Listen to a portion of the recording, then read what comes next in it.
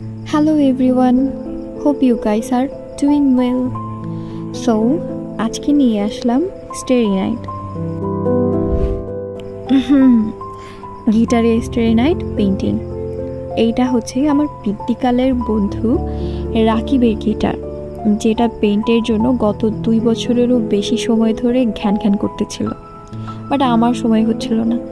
যাই হোক, আলটিমেটাম পেয়ে তারপর ভাবলাম থাক, বেচারার গিটারটা এঁকেই দিই, আমারও গিটারে আঁকার একটা এক্সপিরিয়েন্স হোক।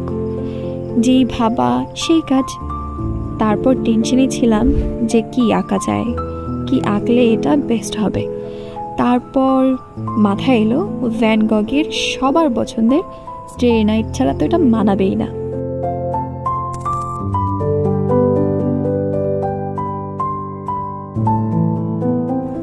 গিটারে পেইন্টিংয়ের জন্য প্রথমেই আমি হোয়াইট পেস্ট দিয়ে এটাকে বেজ দিয়ে নিয়েছি, যাতে আমার পেইন্টিংয়ের জন্য ভালো একটা টেক্সচার আসে।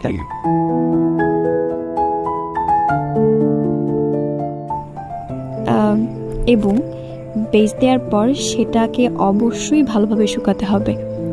সেটা যে কোনো পেইন্টিংয়ের ক্ষেত্রে জরুরি, যেহেতু স্টারি নাইটটা ডার্ক থিম, মানে এখানে আমার বেশি করে ব্লু, কালো, আকাশি রং ইউজ করতে হবে। সেজন্য বেজটা শুকানো প্রয়োজন, কারণ বেজ না শুকালে সেটা বেজ কালারের সাথে মিশে গিয়ে এক্স্যাক্ট কালারটা আসবে না, বরং মিক্সড হয়ে লাইট কালার হয়ে যেতে পারে।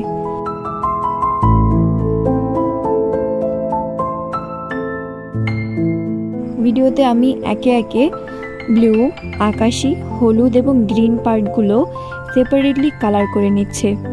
তারপর সেটাকে আমি আবার শুকিয়ে নিয়েছি, কারণ ওই যে আগে বলেছি বেজটা অবশ্যই শুকিয়ে নিতে হবে, আর এটাও আমার পেইন্টিংয়ের একটা সেকেন্ড বেজ।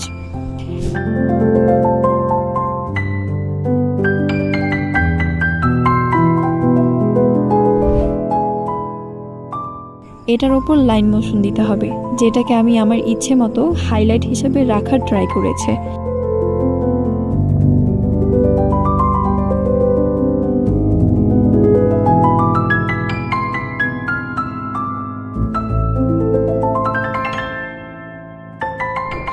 দেখতে অল্প সময় লাগলেও এটা কমপ্লিট করতে আমার টানা 4 থেকে 5 ঘন্টা সময় লেগে গিয়েছিল।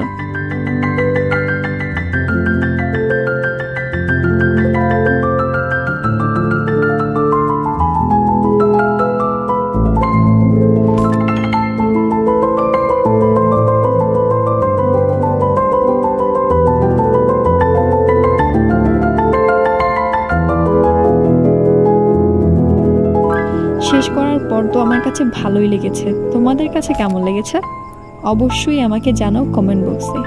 আর হ্যাঁ, আমি তো ভুলেই গিয়েছি যে আমার একটা ইউটিউব চ্যানেলও আছে। Please subscribe and stay with me.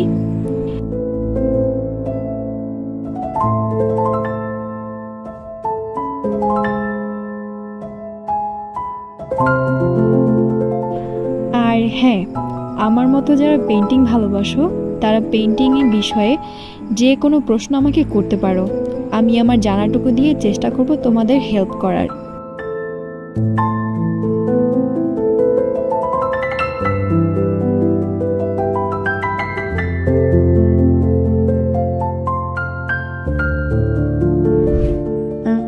তারপর বলো তো কেমন লাগছে এটা। ভালো থেকো, টাটা।